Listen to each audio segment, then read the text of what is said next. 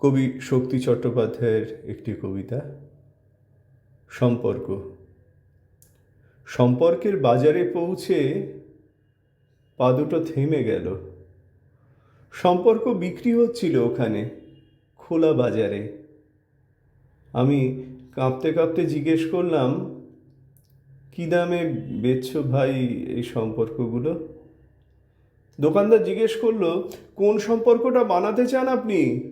ছেলের না বাবার, বোনের না ভাইয়ের? বলুন, আপনি কোনটা চান?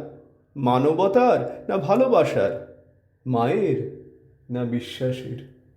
বাবুজি, কিছু তো বলুন, কোনটা নিতে চান? চুপচাপ দাঁড়িয়ে কেন? ঠিক ভেবে বলুন। ভয়ে ভয়ে বললাম, বন্ধুর।